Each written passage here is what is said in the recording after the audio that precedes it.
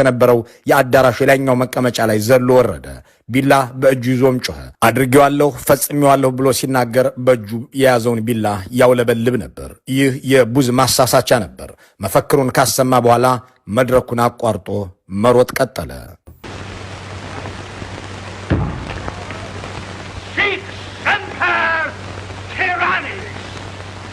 ታዳሚያኑ ይህ የቡዝ ድርጊት የቲያትሩ አንድ አካል መስሏቸው የሚሆነውን እየተጠባበቁ ነበር። እሱም በወቅቱ ታዋቂ አክተር ስለነበር ወደ መድረኩ ዘሎ ሲወርድና መድረኩንም አቋርጦ ሲሮጥ ፕሬዚዳንት ገድሎ እየሸሸ ነው ብሎ የጠረጠረው አልነበረም።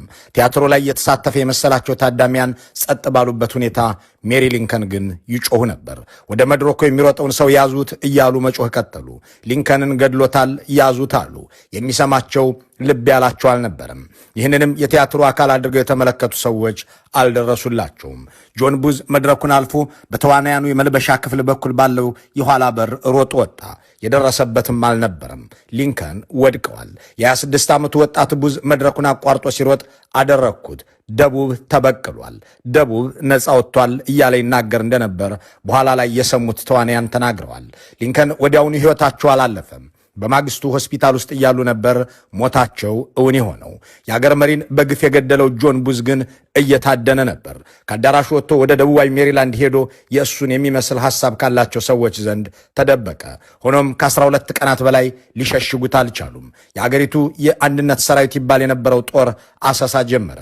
ቤት ለቤት ያደረገውን ምንጣሩ አጠናቆ ወደ አንድ የእርሻ ማሳ ሲሄድ ቡዝ ተገኘ። እጅ እንዲሰጥ ተጠይቆ ፈቃደኛ ባለመሆኑ ተገደለ። ሌሎች 8 የወንጀሉ አቃጆችና ተባባሪዎች ተይዘው 4ቱ በስቅላት 4ቱ በስራት ተቀጥተዋል። አሜሪካውያን 20ኛ ፕሬዝዳንታቸው እንደሆኑ የመረጧቸው ጄምስ ጋርፊልድ አገራቸውን የመሩት ለ7 ወራት ብቻ ነበር። መጋቢት 4 1881 ቃለ መሐላ ፈጽመው ዋይት ሃውስ በገቡ በሰባተኛው ወራቸው መስከረም 19 1881 ወደ ኒው ጀርሲ ለመጓዝ በባልቲሞር ባቡር ጣቢያ ማልደው ተገኙ። ቀድሟቸው ግን ቻርለስ ጉይቲው ተገኝቷል። ቻርለስ ወደ ፈረንሳይ አምባሳደር አድርገው እንዲሾሙት ለፕሬዝዳንቱ ተደጋጋሚ ጥያቄ አቅርቦ ውድቅ ተደርጎበታል። አንተ እንድትመረጥ እኔ ብዙ ደክሜያለሁ፣ ብዙም ዘመቻ አድርጌያለሁ፣ እኔን አምባሳደር አድርገህ መሾም ለምን አትፈልግም ብሎ በፕሬዝዳንቱ ላይ ቂም ይዟል። በዚህም የተነሳ ይህ ሰው ለአሜሪካ ፕሬዝዳንትነት አይመጥንም፣ እንደውም ምክትሉ ቸስተር አርተር የተሻለ ብቃት አለው፣ ፕሬዝዳንቱን ብገድለው በአገሪቱ ሕገ መንግሥት መሠረት አርተር መሪ ይሆናል ብሎ ወሰነ። እናም ይህንን ተልኮን ለመወጣት በባቡር ጣቢያው ተገኘ። ያቀባበለውን ሽጉጥም አከታትሎ ወደ ፕሬዝዳንት ጄምስ ጋርፊልድ ተኮሰ። አንዱ ጀርባቸው ላይ ገባ፣ ሁለተኛው ትከሻቸው ላይ አረፈ። ፕሬዝዳንቱ ወደቁ። ወዲያውኑ ወደ ሕክምና ተወሰዱ። ሆኖም ከ79 ቀናት በኋላ በሕይወት መቆየት አልቻሉም። ለ7 ወራት ብቻ የአሜሪካ ፕሬዝዳንት የሆኑት ጄኔራሉ ጄምስ ሕይወታቸው አለፈ። ነፍሰ ገዳዩ ቻርለስ እንደተመኘውም ምክትሉ ፕሬዝዳንት ሆነ። እርሱ ግን እዚያ ፕሬዝዳንቱ ላይ በተኮሰበት ባልቲሞር ባቡር ጣቢያ ላይ ተይዞ ለፍርድ ከቀረበ በኋላ ጥቃቱን በፈጸመ በ10ኛው ወር ሞት ተፈርዶበት በስቅላት ተቀጥቷል። ፕሬዝዳንት ጄምስም ከፕሬዝዳንት ሊንከን በኋላ በሰው እጅ የተገደሉ ሁለተኛው የአሜሪካ ፕሬዝዳንት ሆኑ። ዊልያም ማክኬሊ ደግሞ 25ኛው ፕሬዝዳንትና 3ኛው በሰው እጅ የተገደሉ ፕሬዝዳንት ናቸው። በ20ኛው ክፍለ ዘመን ከተገደሉት ቀዳሚ። እኒህኛው ፕሬዝዳንት ልክ እንደ ጄምስ በመስከረም ወር በ1901 ነው የተገደሉት። በኒውዮርክ የተሰናዳን የፈጠራ የግብርናና የኪነ ጥበብ ኤግዚቢሽን ለመታደም መስከረም በጠባ በ4ኛው ቀን ቡፋሎ ከተማ ገቡ። ጉብኝታቸውን እያካሄዱ እያለ ግን አንድ ፕሬዝዳንቱን በመግደል በአሜሪካ አብዮት አመጣለሁ ብሎ የተነሳ ሊዮን የተባለ አናርኪስት ነጥብ 32 በተባለ ሽጉጥ ተኮሰባቸው። የመጀመሪያው ሳታቸው፣ ሁለተኛው ግን ሆዳቸውን አገኘ። ከ10 ቀናት በኋላ ሕይወታቸው አለፈ። ነፍሰ ገዳዩም ወዲያውኑ ተይዞ ለፍርድ ቀረበ። የችሎት ሂደቱ የፈጀው 8 ሰዓታት ብቻ ነው። ሞት ተፈረደበትና በኤሌክትሪክ ወንበር ላይ ተቀምጦ እንዲገደል ሆኗል።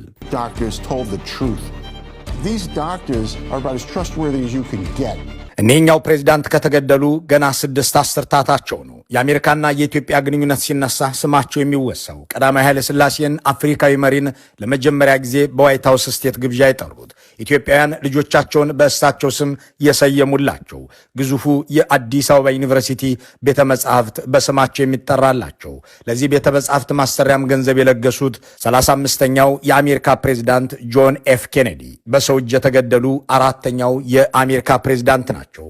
ህዳር 22 1963 ከዋይት ሃውስ ወጥተው ሚስታቸውን ይዘው በክፍት የቤተ መንግስቱ መኪና ተሳፍረው የምረጡ እንቅስቃሴ ለማድረግ በዳላስ ቴክሳስ የነበሩ የዲሞክራቲክ ፓርቲ አመራሮችና ተራማጅ እንዲሁም ወግ አጥባቂ በሚል የፈጠሩትን ክፍፍል ለማርገብ ድጋሚም ለመመረጥ በሚያደርጉት ቅስቀሳ የሚያስፈልጋቸውን ገንዘብ ለማሰባሰብና ለመሰል ተልእኮዎች ሄዱ።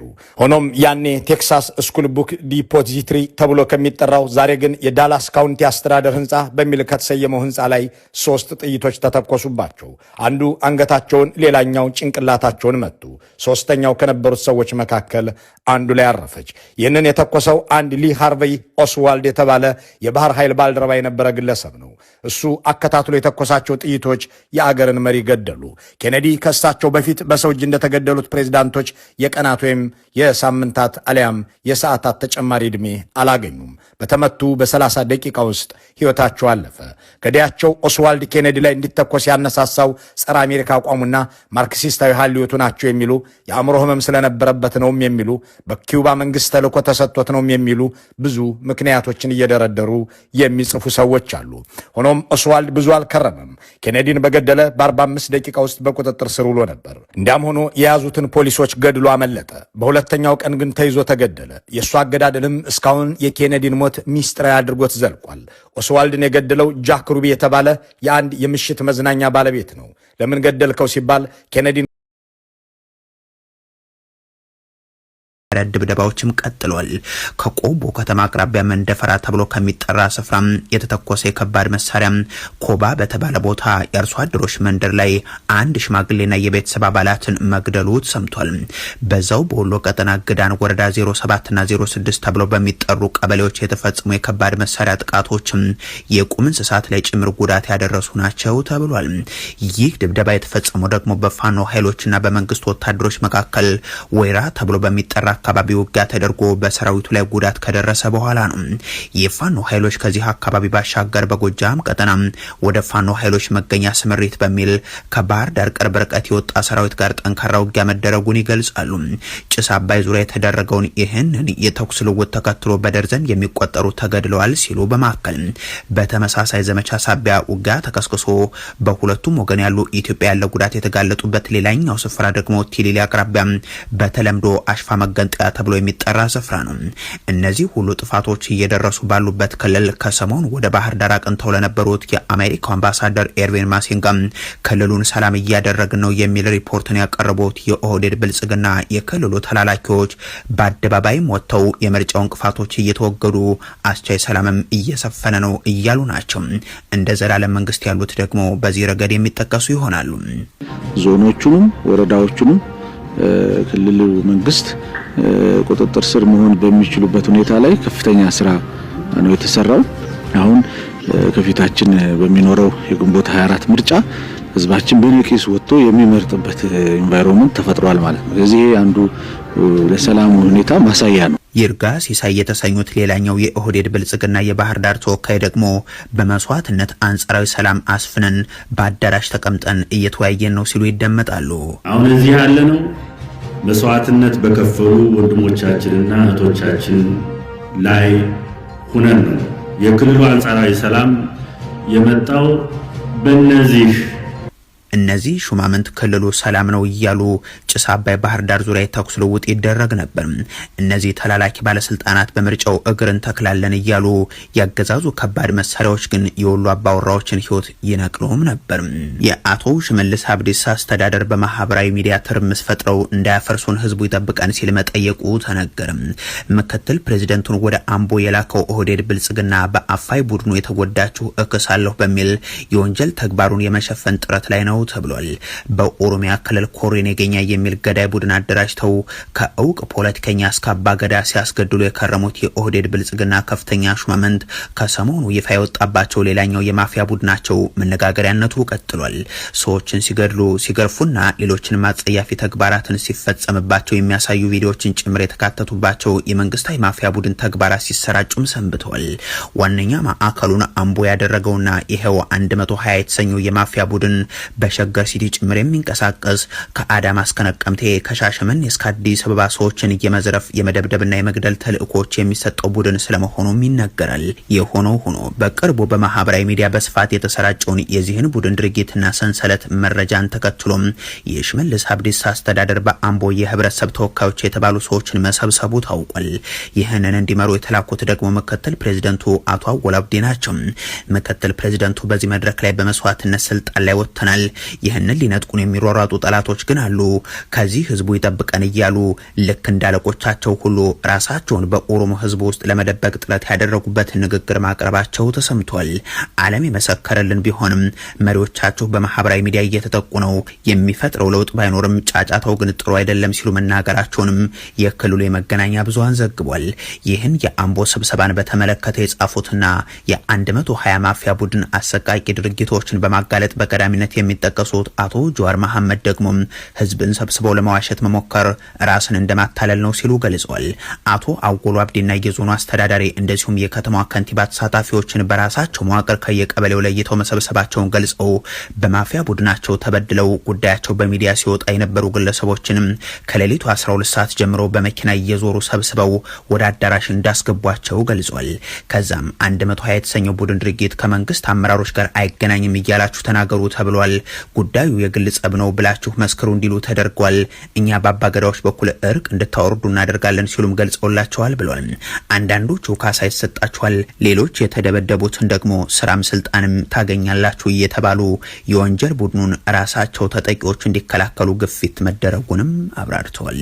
በትግራይ ክልል የትላልቅ ሆስፒታል አምቡላንሶች ስራ ቆሙ። የቀይ መስቀል ማህበር አምቡላንሶችን በተመሳሳይ ከአገልግሎት ውጭ ከሆኑ ሳምንታት ማለፉ ተሰምቷል። ትግራይ የመሳሪያ ድምጽ የሌለበት ነገር ግን የጦርነት ሁነት ውስጥ ያለ ክልል ነው። በመላ ሀገሪቱ የነዳጅ እጥረቱ የሚታወቅ ቢሆንም በትግራይ ግን ነዳጅ በይፋ በብልጽግናው መንግስት ከተከለከለ ወራት አልፏል። ይህንን ተከትሎ የተፈጠረው ማህበራዊ ቀውስም አደገኛ ሁነት ላይ ደርሷል። በትግራይ ክልል በነዳጅ እጥረት ሳቢያ የመንግስትና የግል የጤና ተቋማት እንደዚሁም የክልሉ ቀይ መስቀል ማህበር አምቡላንሶች ስራ ማቆማቸውን የዘገበው ደግሞ ዋዜማ ነው።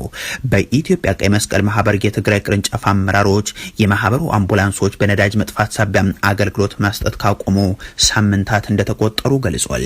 በመቀሌ ዩኒቨርሲቲ የአይደር ጠቅላላ ሆስፒታል፣ የአክሱም እና የአዲግራት ሆስፒታል አምቡላንሶችም ለወላድ እናቶችና ለህሙማን አገልግሎት መስጠት አቁመዋል ተብሏል። በዚህም ሳቢያ አገልግሎት ለማግኘት ወደ ጤና ተቋማት የሚሄዱ ወላድ እናቶችና ህሙማን ቁጥራቸው በእጅጉ መቀነሱ ታውቋል።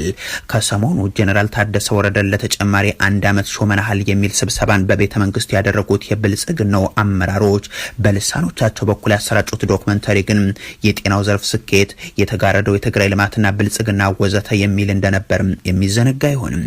በክልሉ ግን በርካታ ቢሊዮን ዶላር የውጭ ምንዛሬን ከወርቅ ያስገኘው ክልል የድጎማ በጀቱን ተከልክሎ ትምህርት ቤቶች እየተዘጉ የጤና ተቋማትም ስራ እያቆሙ ያሉበት ሁነት ነው ያለው።